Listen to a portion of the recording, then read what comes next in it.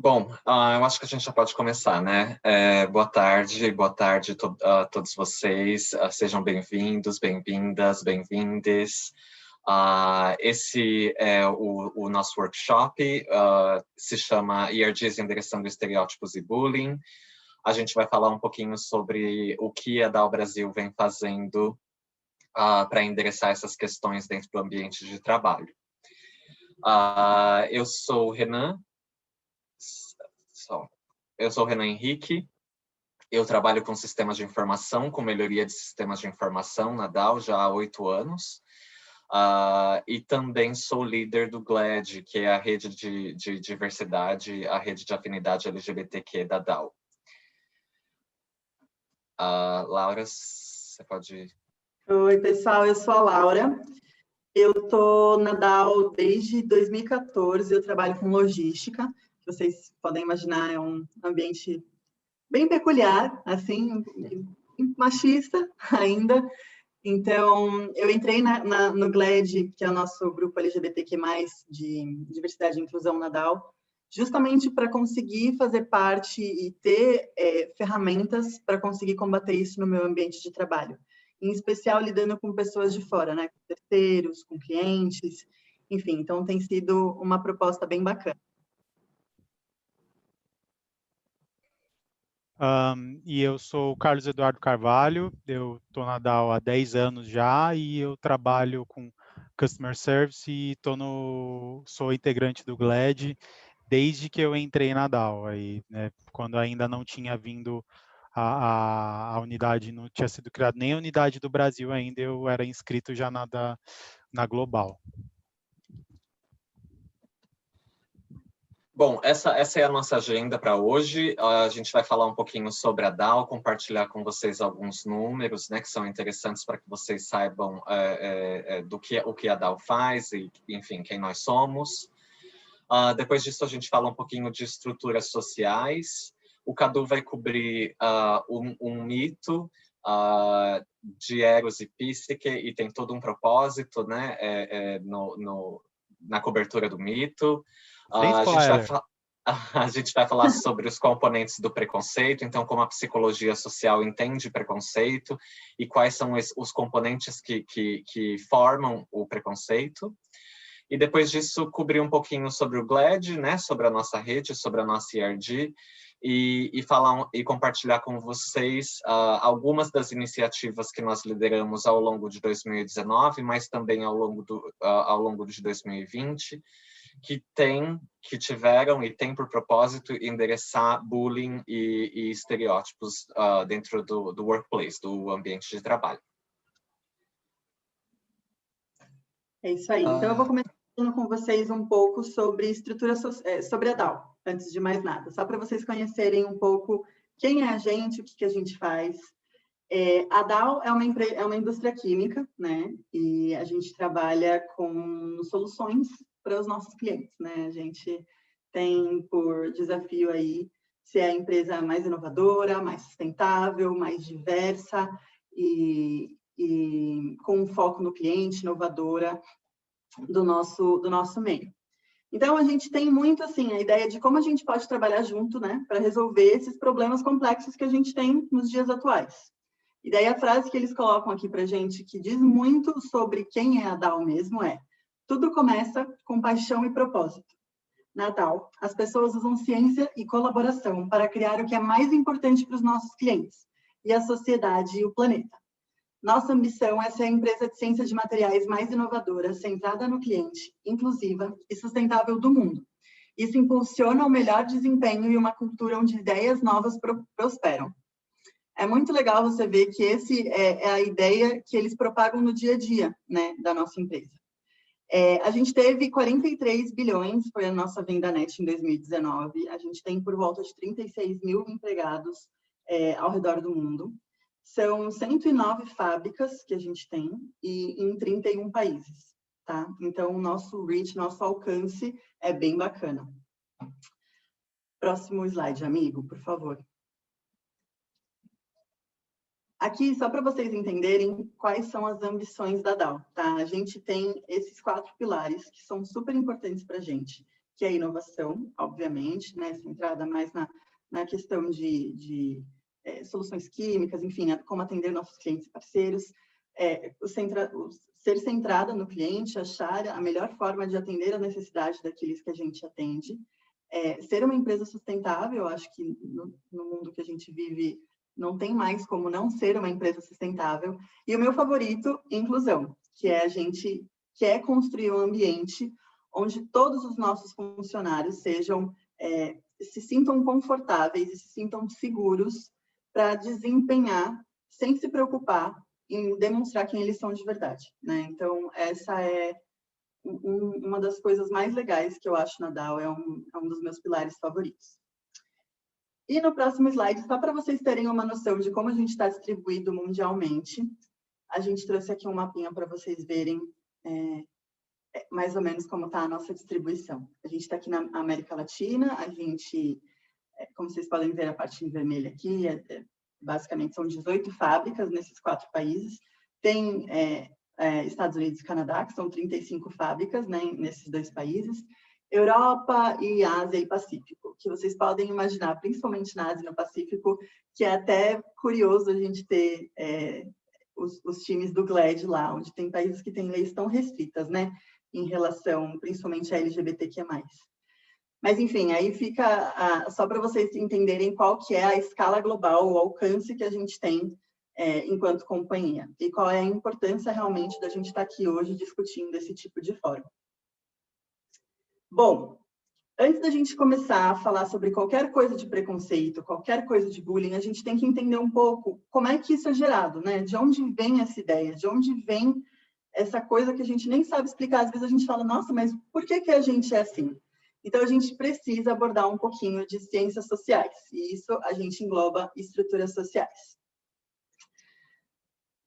Então, basicamente, a estrutura social, ela foi um conceito desenvolvido lá na década de 20 por diversos pensadores da área mesmo de ciências sociais, e cada pessoa tem mais ou menos uma teoria um pouco distinta, mas de maneira geral, assim, de maneira abrangente, eles dizem que a estrutura social diz respeito à forma como uma sociedade se organiza por meio de relações complexas e constantes que se interligam com as relações estabelecidas entre indivíduos por meio dos papéis que eles assumem.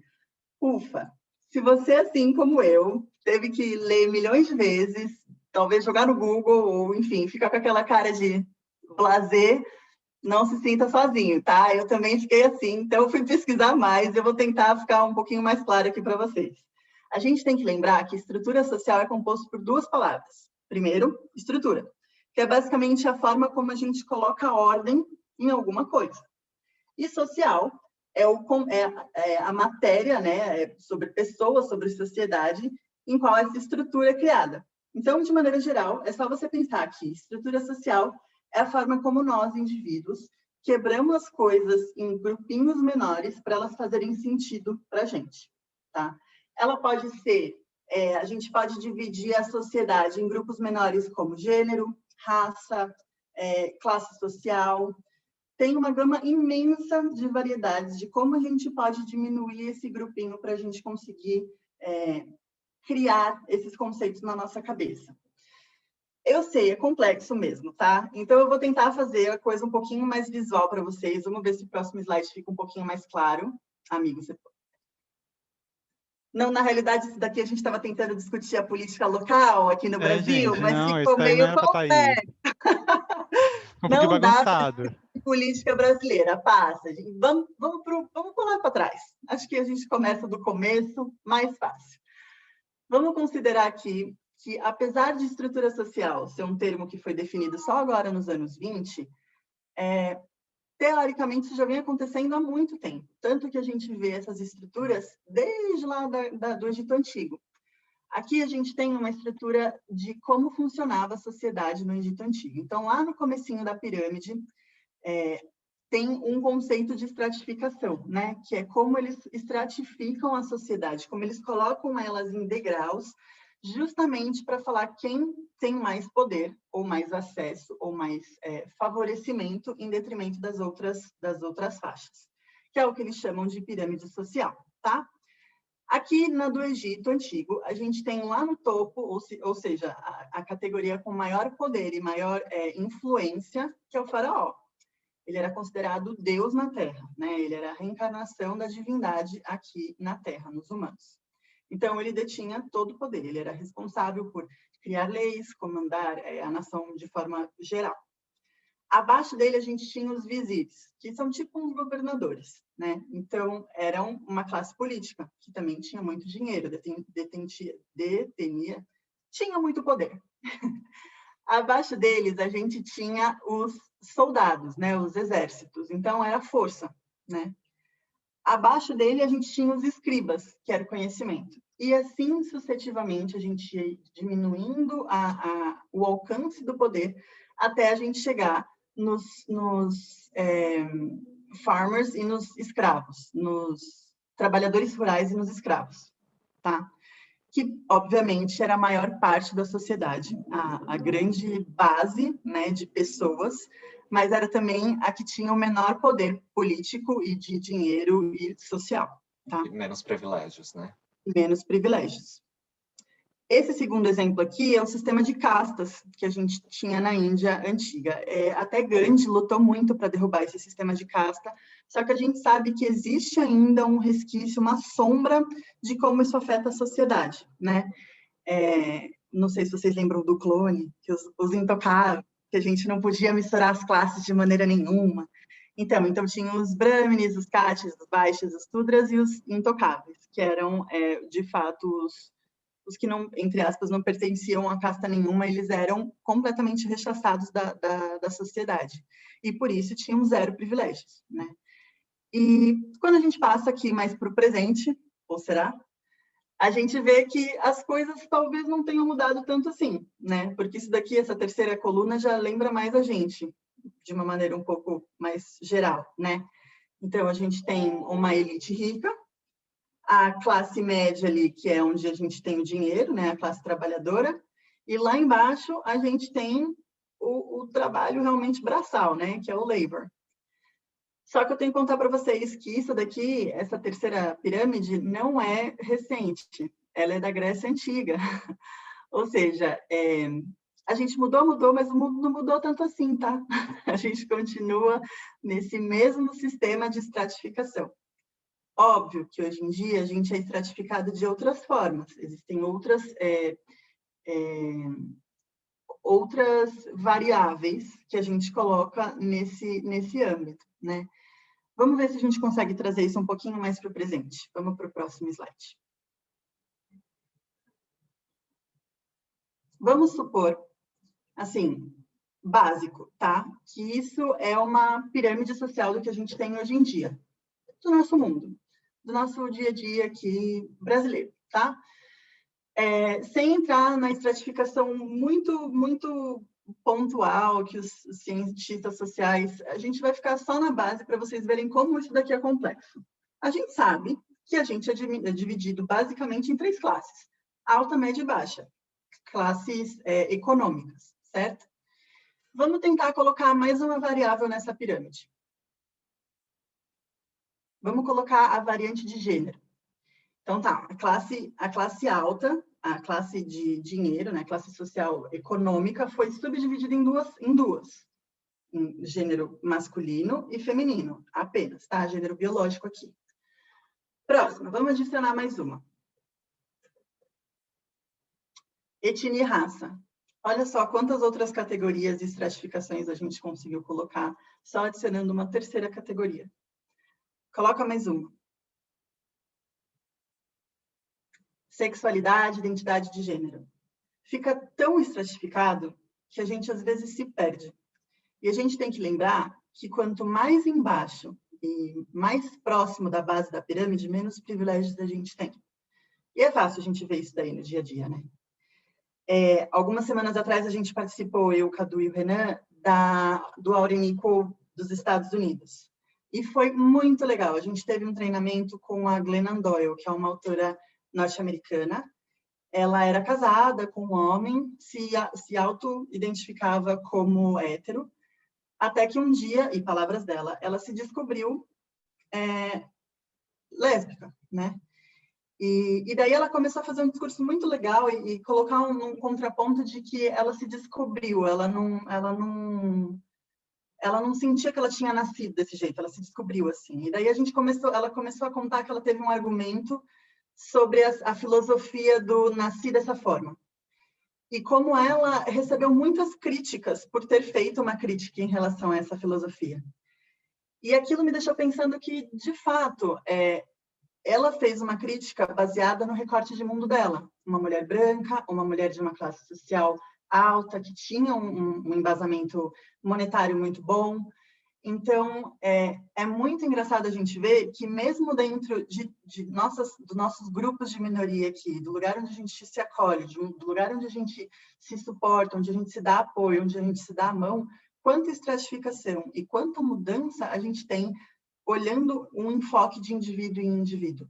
Então, a gente tem que tomar muito cuidado quando a gente cuida de forma generalista das coisas, né? A gente tem que tomar muito cuidado, a gente tem que prestar atenção justamente para não cometer deslizes em achar que todo mundo teve o nosso upbringing, nossa história de vida. Porque não teve, as pessoas passam por histórias muito diferentes que, às vezes, essa filosofia mesmo, trazendo de volta o exemplo da Glennon, a filosofia de nascer dessa forma salva muitas vidas quando a gente leva isso dentro de um contexto asiático, por exemplo, onde as pessoas, enfim, precisam dessa filosofia, elas precisam para justificar para uma autoridade ou para uma família ou para, enfim, quem quer que seja, que elas são assim porque elas são assim e ponto final, entende? Então, é muito delicado, é uma oportunidade muito grande que a gente tem de perceber o quanto a gente precisa tirar as nossas estruturas, a gente precisa reconhecer que a gente está inserida numa estrutura social para a gente tirar os nossos pré-conceitos, né, as nossas ideias pré-concebidas antes de aplicar um julgamento ou uma generalização. Então, dito isso, eu passo a palavra para o Cadu, para ele explicar um pouquinho para a gente sobre... perdão, esse último slide aqui é só para vocês verem como é bagunçado e como fica realmente complexo quando a gente estratifica tudo, porque é realmente bastante complexo. Então, fica aí o meu convite para a gente perceber cada vez mais que a gente faz sim parte dessa estrutura social e a gente está ligado e está ligeiro em perceber que muitas vezes a gente tem privilégios ou não e a gente age de uma determinada maneira justamente por causa deles, né? Então, agora o Cadu vai conversar com a gente sobre o mito de Eros e Psique. Boa tarde, gente. Obrigado, Laura, por essa apresentação maravilhosa. Agora, gente, chegou a hora de contar a historinha, né? Nessa história a gente tem muito drama, muita bagunça, muita gritaria, e não, eu não estou falando sobre a participação da Jojo Todinho na Fazenda, mas assim, não sei quantos de vocês estão familiarizados com o mito de Eros, né? Que alguns de vocês podem conhecer como Cupido, e Psique, que é a deusa das almas. É uma história super fofa, eles se apaixonam de uma forma não muito convencional, e ela passa por uma série de provações em nome desse amor, e no final ela é recompensada se tornando uma deusa. Né? Parece uma novela, e como toda novela, precisamos de uma vilã para fazer a história andar. Né? E é sobre essa vilã que a gente vai falar. A vilã dessa história é a Afrodite, né, que é a mãe de Eros. Né? Ela é uma das deusas gregas mais conhecidas, mas ela não era muito bacana, pelo menos não nessa história. Né? Como uma deusa famosa, você pensa que ela reconhece os privilégios dela, os privilégios que a Laura estava falando agora, porque ela está no topo de uma estrutura social aí. Mas, quando ela recebe a notícia de que existe uma humana, a nossa amiguinha Psique, recebendo muita atenção por causa da beleza dela, ao ponto dela começar a ser adorada por outras pessoas, e as pessoas faziam até oferendas para ela, a Afrodite pensou, como é, querida? Quem você acha que você é na fila do pão? Né? Ela não conseguia suportar a ideia de que uma humana poderia receber mais amor ou receber mais atenção do que uma deusa porque ela considerava os seres humanos como seres inferiores, né? Então ela começa a nutrir sentimentos de raiva e de inveja, né, para com a Psique. E pensava, vou tombar essa amada, né? Então, fazendo a melhor linha Nazaré Tedesco, Soraya Montenegro, ela ordenou que o filho dela, o Eros, colocasse uma maldição na Psique. E, porém, no exato momento em que ele estava para fazer isso, ele se distraiu e acabou picando ela e a si mesmo com uma das flechas do amor dele, né? E eles acabaram se apaixonando imediatamente. E, assim, uma série de outras coisas acontece depois disso, parece até uma novela da Thalia, mas, assim, basta dizer que para ficar com Eros, a Psique é forçada pela Afrodite a realizar tarefas impossíveis, assim, que não tinham como um ser humano conseguir finalizar. Então, de certa forma, ela acaba sendo até o Hércules feminino que vocês nunca ouviram falar, né? Ela só é libertada desse tormento depois que Eros pede a Zeus que transforme ela em uma deusa para que Afrodite deixe ela em paz. Assim, se isso não é uma novela ou uma série esperando para acontecer, eu não sei o que é. Se alguém do Netflix está escutando isso, fica a dica. Mas aí vocês estão me escutando e pensando, meu, o que esse cara está falando, sabe? O que isso tem a ver com o tópico da apresentação? Preparem-se para ficar chocados. Além de um possível novelão, né, com muito drama e gritaria, e a gente ama drama, gritaria e bagunça, não é mesmo? Essa história, ela contém todos os componentes de como a psicologia entende o preconceito, né? Nós temos o componente cognitivo, que são os estereótipos, nós temos o componente emocional, que são os sentimentos, e nós temos o componente comportamental, que seria a discriminação em si, né? Seguindo, na psicologia, o estereótipo é uma noção generalizada sobre um determinado grupo, é uma expectativa, uma ideia que as pessoas podem ter sobre todas as pessoas que pertencem a esse grupo em questão, e é frequentemente depreciativo. Traçando um paralelo aí, no mito, o estereótipo que Afrodite acredita é que os humanos não deveriam ser tão bonitos ou inspirar tanto amor quanto os deuses, né? E de onde ela tirou essa noção? De deuses exatamente como ela, que estão no topo de uma estrutura social, como a Laura explicou para a gente agora há pouco, com o ser humano lá embaixo, no último patamar. Então, como alguém que está na parte de baixo pode receber mais atenção do que alguém que está lá no topo? E aí isso gera indignação a ela, né? Mas a gente fala sobre muito esses conceitos de estereótipo, mas dessa vez eu queria fazer uma pergunta para vocês. E se nós não somos pessoas tão boas quanto nós achamos que somos? Com pessoas que estão participando de um encontro com o nome de Alt Nickel, que, né, pregando a diversidade e tudo mais, todos nós tentamos estar em sintonia com o que é ofensivo a outros grupos, e a gente tende a respeitar isso. Mas nós mesmos temos os nossos preconceitos, nós mesmos temos estereótipos em que a gente acredita e a gente nem tem consciência disso, né? Isso acaba se tornando um ponto cego, porque a gente reconhece o estereótipo que o outro emprega em certas pessoas, mas a gente não reconhece o estereótipo que nós mesmos empregamos aos nossos semelhantes, né? Eu, por exemplo, sempre tive na cabeça que asiáticos são ultra mega blaster inteligentes e inclinado a matérias de exatas como matemática, física e química, e isso não é justo, na verdade, né? Cada um sabe de si, cada um faz o que quiser fazer. Eu não sei se o Renan e a Laura tinham algum outros estereótipos que eles acreditam aí e que se tornaram pontos cegos. Eu acredito não, mas um exemplo básico é que mulher não sabe dirigir. Sim, isso é horrível. Sim. Oi. Imagina, o seguro de carro de mulher é mais barato por causa disso, porque o homem é mais perigoso no volante, com certeza. Mas depois de deixar essa reflexão para vocês, eu vou seguir para o componente emocional, né? Que são os sentimentos negativos que o indivíduo nutre sobre uma pessoa ou um grupo, né? Isso pode se traduzir em raiva, inveja, desconforto e uma série de outros sentimentos ruins. É assim que a pessoa se sente a respeito de de uma determinada situação ou um determinado grupo. Você pode ser a pessoa mais homofóbica do mundo sem nunca tomar nenhum tipo de ação propriamente dita.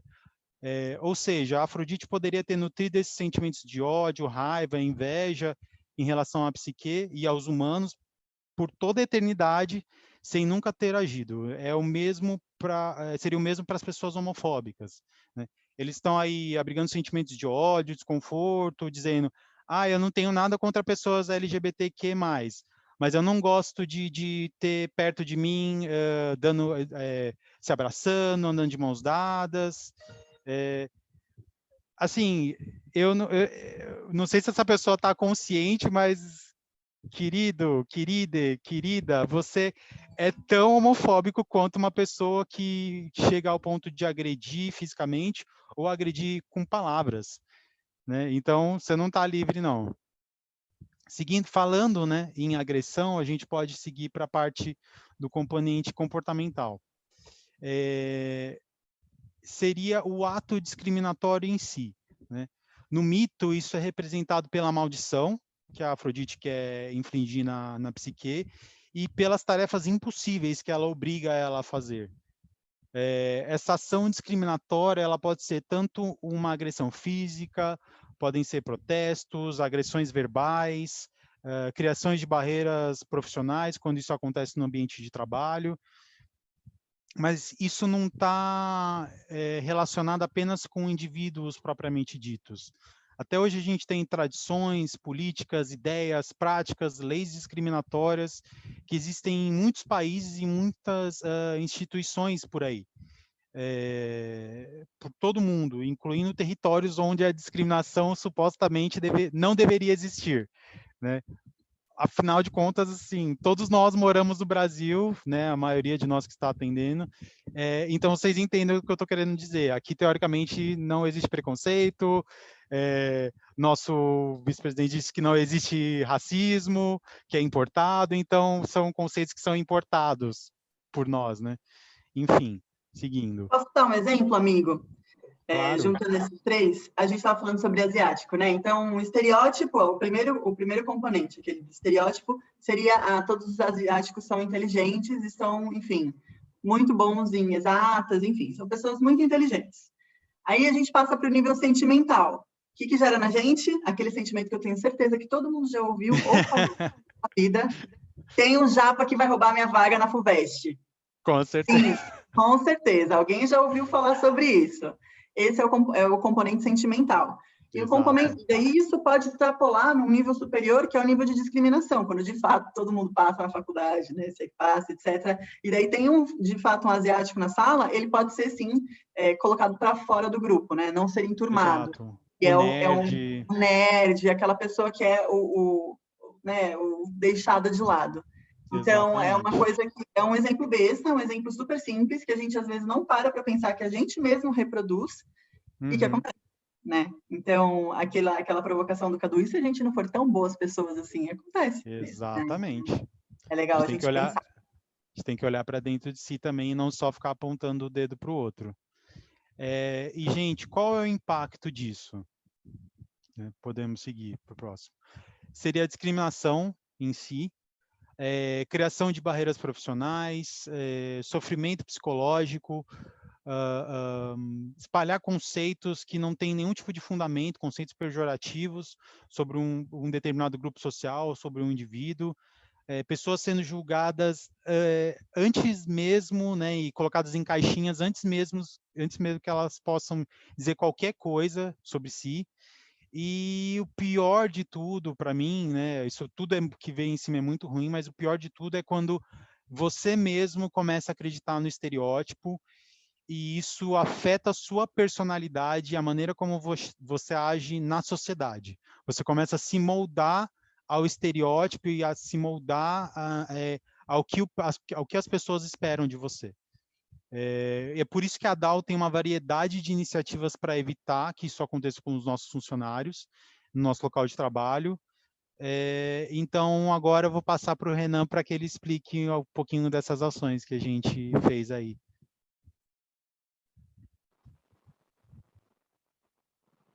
Obrigado, Cadu. Obrigado.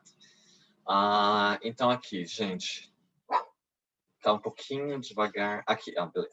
Então, eu vou falar um pouquinho para vocês sobre o GLAD, né? Sobre a nossa rede, e depois descrever um pouquinho, comentar um pouquinho a respeito dessas iniciativas de que nós falamos sobre. O GLAD, então, é uma de 10 IRGs que existem globalmente aqui na DAO, tá? Então, existem IRGs endereçando as mais diversas questões, questões étnico-raciais, né? Como, por exemplo, o GAAN, que é o Global African Affinity Network, mas também a gente tem uma rede de diversidade para asiáticos, para hispânicos, o GLAD, né, que endereça questões LGBTQ+, tem uma rede para pessoas com deficiência e aliados, né, uma rede que é no Oriente Médio ou para o Oriente Médio, África, é uma rede intercultural, o WIN, que promove a inclusão de mulheres em cargos de liderança, uma rede de diversidade para veteranos de guerra, que é muito específica para Estados Unidos, e 2 IRGs endereçando questões geracionais, né? O RISE, para quem tem menos de 8 anos de DAO, menos de 8 anos de casa, e o PRIME, para quem tem mais de 50 anos. O GLAD existe há 20 anos globalmente, né? Então, não é uma rede nova, não é uma IRG que começou ontem, tem uma história muito bacana. Ao longo desses 20 anos, diversos programas e projetos foram liderados ao redor do mundo, né, para promover a inclusão de LGBTs. Mas aqui no Brasil, o capítulo, como a gente chama, né, existe desde 2012. Então, o GLAD existe há 8 anos no Brasil. E hoje em dia tem algo em torno de 400 membros. Na verdade, faltam uns 4, 5 para a gente atingir os 400 membros, né? Coisa que com certeza acontece até o final do ano.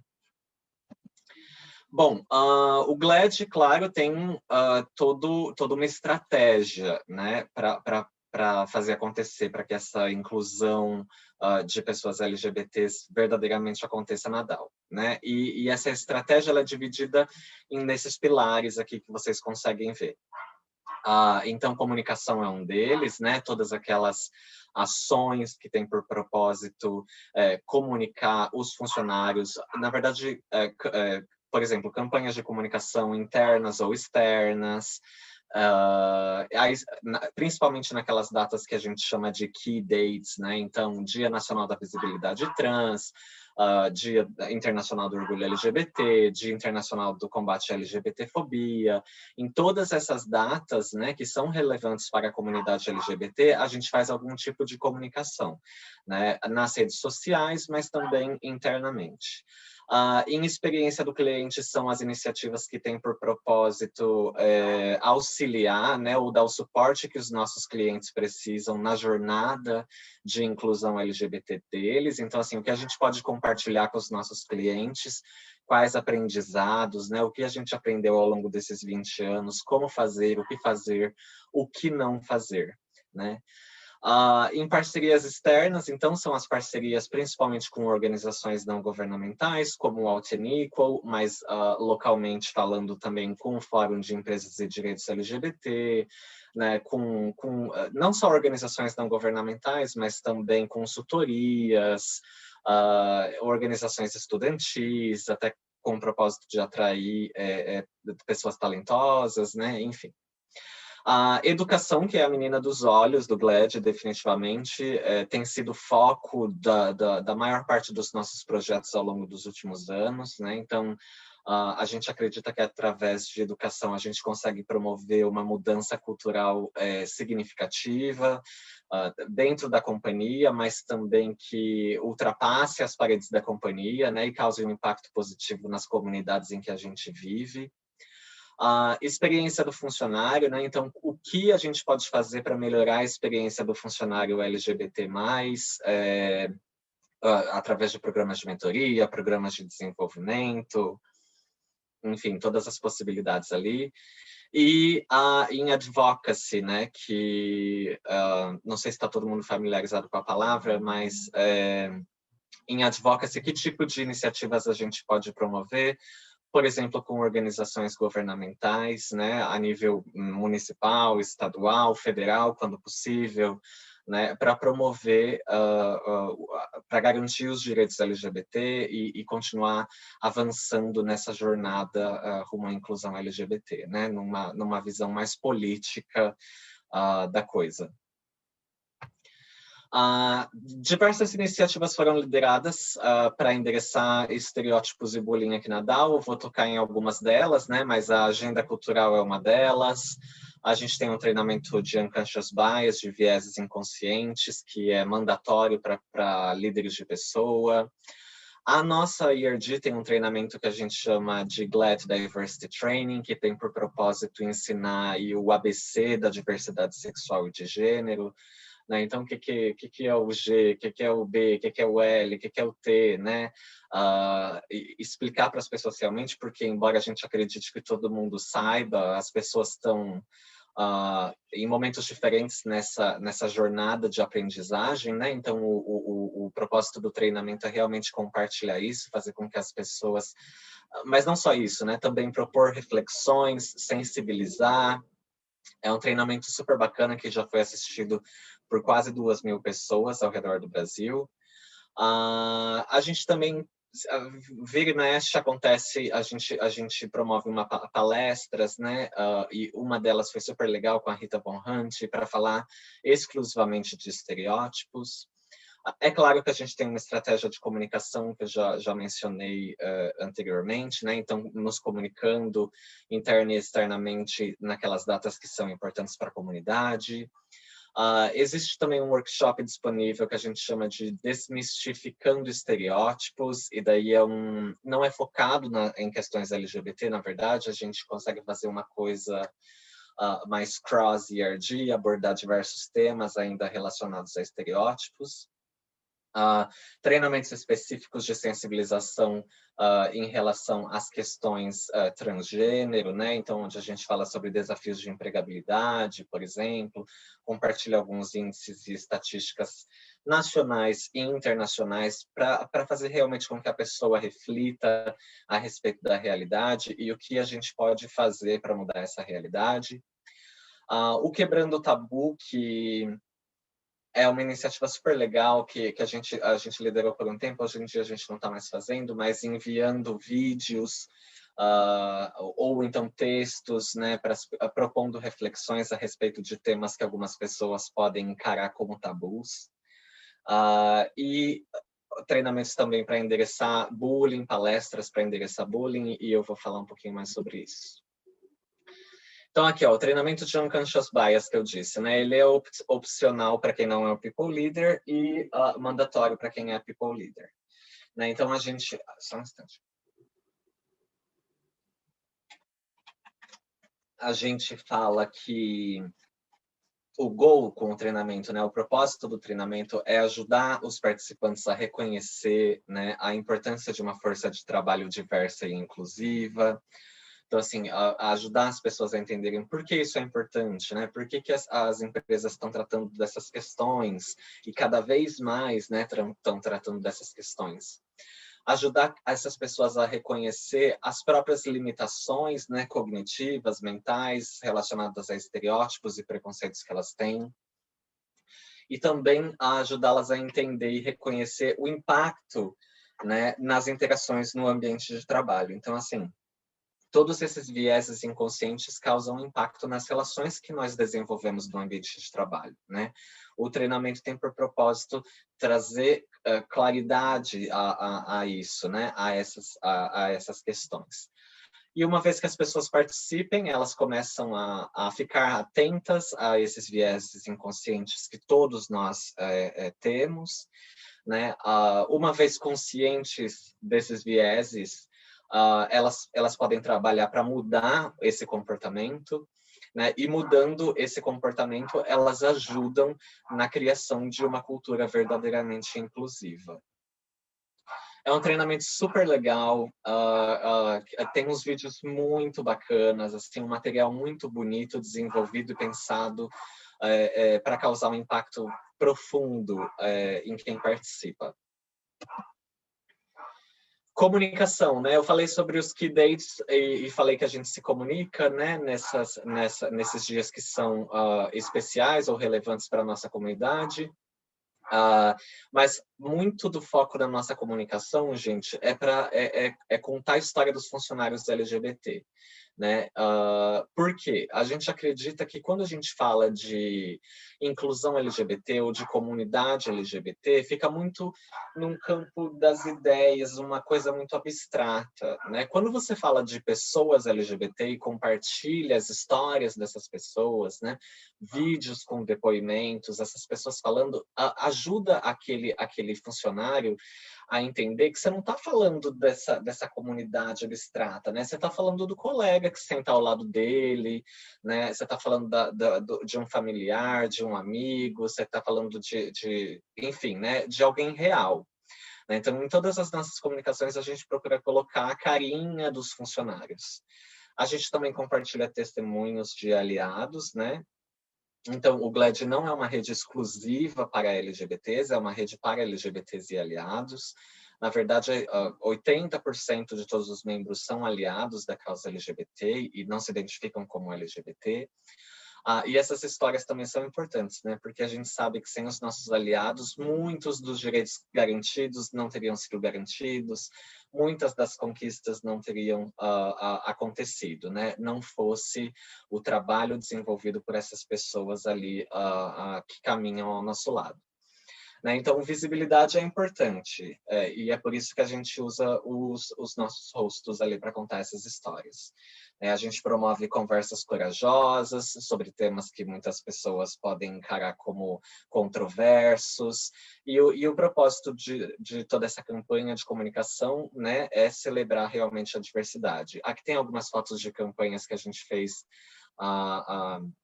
no Dia Internacional do Orgulho LGBT, mas também no Dia Nacional da Visibilidade Lésbica.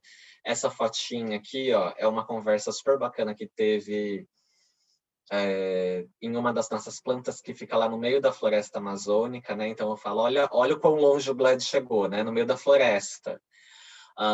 Pintando faixas de pedestres nas nossas fábricas com as cores do arco-íris, né? Para mandar uma mensagem. Ó, isso daqui vocês podem ver que ela já estava usando máscara. Foi agora, né, durante o mês do orgulho LGBT em 2020. Foi uma forma tímida, né, mas ao mesmo tempo efetiva de mostrar inclusão e diversidade não pararam por conta da pandemia, né? A gente continua trabalhando com isso.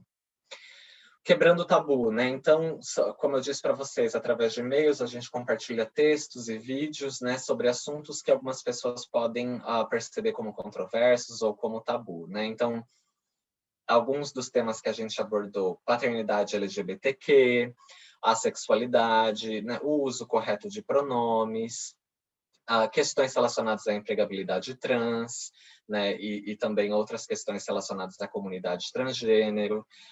E os feedbacks do Quebrando o Tabu, gente, são super positivos, assim, sabe? As pessoas sempre param a gente ou replicam aquela mensagem, né, para dizer realmente o quanto o texto ou o vídeo ajudou ela a refletir um pouquinho a respeito do que ela tinha por verdade e que não necessariamente é verdade. Mas uma iniciativa muito legal. Além dos estereótipos, foi uma palestra que foi liderada em 2019, foi realizada, em 2019, e a gente convidou a Rita Von Hunt, que muitos de vocês certamente conhecem, sabem quem é, né? E foi a primeira vez que a gente trouxe uma drag queen para falar na DAO, para falar sobre estereótipos, né? Então, eu acho assim que não tem nada melhor do que trazer uma drag queen que também é um professor universitário. Na verdade, eu não sei se ele é professor, né? Mas é uma pessoa extremamente inteligente, né? Então, assim, você traz uma pessoa, uma drag queen que a gente, por conta dos estereótipos que a gente tem em mente, a gente relaciona a shows, a entretenimento, para falar sobre um assunto super importante, de uma forma super didática, um auditório cheio, assim, 230 pessoas assistindo ela falar. Foi algo muito, muito legal. Os feedbacks também foram super positivos. Treinamento de Desmistificando Estereótipos, como eu disse para vocês, foi um treinamento que, por sinal, o material foi desenvolvido pela Laura e pelo Cadu, e não tinha foco em questões LGBT, né? A gente queria realmente propor reflexão a respeito dos estereótipos que a gente tem em relação à comunidade LGBT, mas também em relação à comunidade de pessoas com deficiência, estereótipos que a gente tem a respeito de gerações, né? Então, assim, é um senhor, é uma senhora. Quais são os estereótipos que a gente tem, né? Em relação aos nossos colegas de trabalho, que tem mais de 50 anos, por exemplo, né? Tem uma série de coisas que me vêm à cabeça e que não necessariamente são verdade, né? Mas que muita gente toma por verdade. E também estereótipos relacionados à etnia e raça, porque é um assunto super importante e que a DAO cada vez mais tem atacado e promovido as discussões em relação à etnia e raça.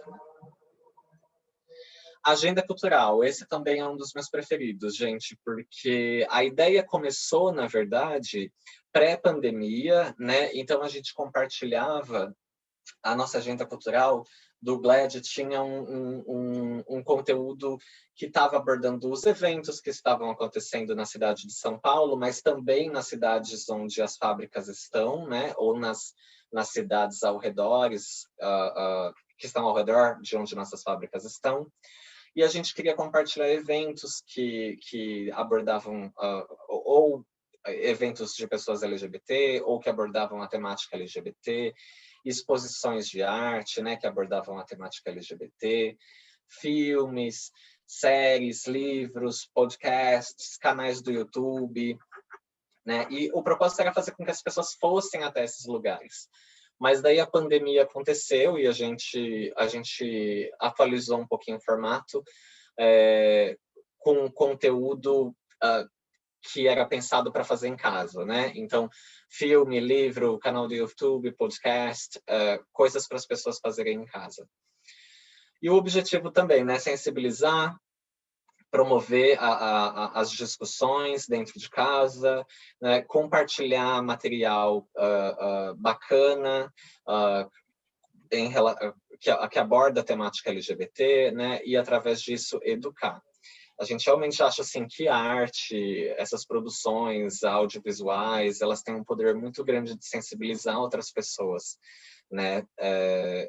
Eu sempre uso o exemplo da minha avó, né? Que é uma senhora de 73 anos e que, claro, né? Cresceu num momento em que o mundo era um lugar homofóbico, né? Ou mais homofóbico, ou LGBT-fóbico do que é hoje em dia. E muito do aprendizado que ela teve em relação à comunidade LGBT vem das novelas que ela assiste, né? Então, assim, os personagens LGBTs na novela ajudaram ela a estar preparada para quando os LGBTs na família começaram a sair do armário, né? Então, realmente, as produções audiovisuais têm um poder muito grande de sensibilizar, de propor reflexões e de mudar coisas em que as pessoas acreditam. E, amigo, deixa eu fazer um adendo aqui. Antes da agenda cultural, a gente tinha um outro evento que a gente fazia na DAO, que era o Cine GLAD, que na realidade a gente fazia reuniões de 1h30 e a gente pegava pequenos clipes ou filmes pequenos que a gente passava para as pessoas. E fica a dica, se você tem comida, as pessoas vão, as pessoas amam comer de graça. Pipoca e refrigerante, todo mundo aparece. Então, a gente fazia um evento meio cinema, assim, e com temas sendo abordados, né, referente enfim, a LGBTQ, e era muito legal, porque depois a gente tinha uma discussão do que tinha sido visto no filme e saíram coisas incríveis dessas discussões. Era muito bacana. Então, é uma coisa legal também de se considerar. Obrigado, Laura, é verdade. Sim, GLAD também é algo... E é algo que a gente faz até hoje nas fábricas, na verdade. Ups. Acho que travou. Aqui. Ok. O workshop de história LGBT, que mais foi algo que a gente fez também esse ano, né? Algo super bem recebido também, algo em torno de 80 pessoas participaram num formato virtual, e a gente queria mostrar, né, a história da comunidade LGBT, para fazer com que as pessoas entendam que LGBTs não surgiram com o advento das novelas da Globo, né? Como muita gente quer fazer as pessoas acreditarem. Não, LGBTs existem desde sempre, né? E a gente abordava desde os LGBTs das cavernas, na verdade, até dias atuais, né? E sim, gente, existiam LGBTs nas cavernas, viu?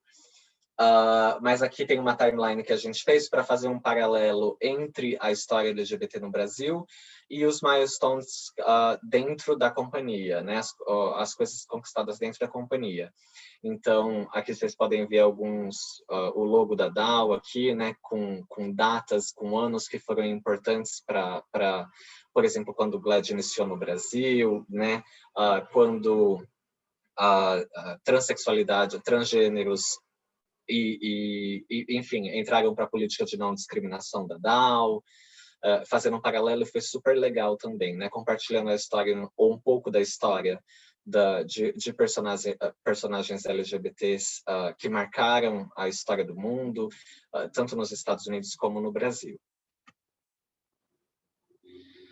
Solidaridade, gente, é um grupo de pessoas dentro da DAO que promovem diversas iniciativas que estão relacionadas a campanhas de doação, né? E o GLAD fez uma parceria com o time do Solidaridade para promover uma campanha de doação para as meninas que vivem na Casa Florescer.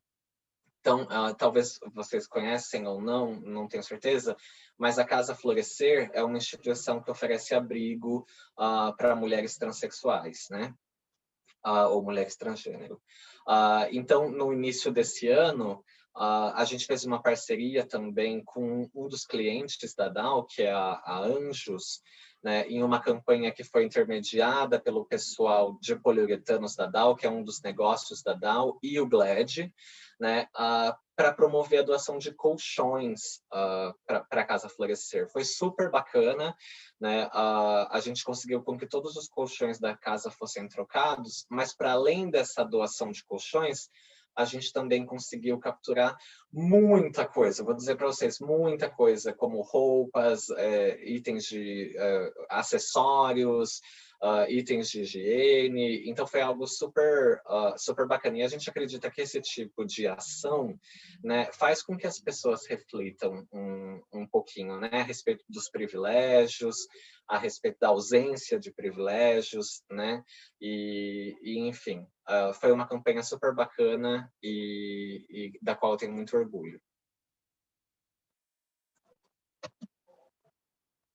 Durante o Spirit Day, isso aqui foi no ano passado, mas esse ano a gente também fez. Essa fotinha é do ano passado, o evento tinha sido presencial, mas esse ano a gente fez num formato virtual, né? A gente trouxe uma psicóloga para falar a respeito de bullying, mas sobre o bullying quando ele acontece, né, quando é verbalizado, mas também sobre cyberbullying.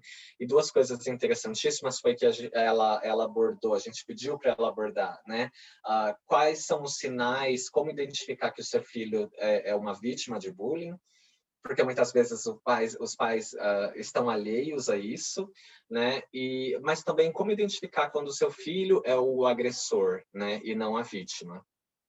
Algo que foi super bacana, as pessoas adoraram, os feedbacks foram ótimos.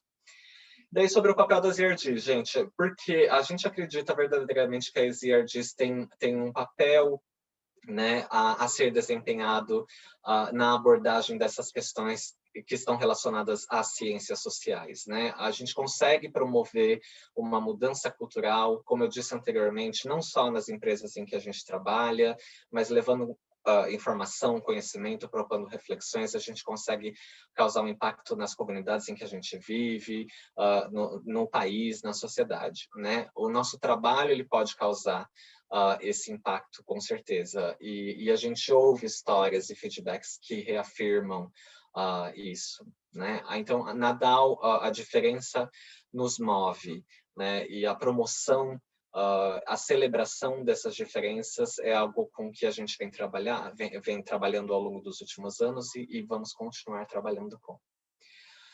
Bom, eu sei que a gente está ficando sem tempo. Esse era o conteúdo que a gente tinha para apresentar para vocês. Eu não sei se tem alguma pergunta aí no chat, Laura. Ou Cadu, se vocês puderem ver para mim. Não mandaram. Sem problema. Fiquem à vontade para conectar com a gente. Aqui está os nossos LinkedIns, vocês conseguem conectar lá com a gente.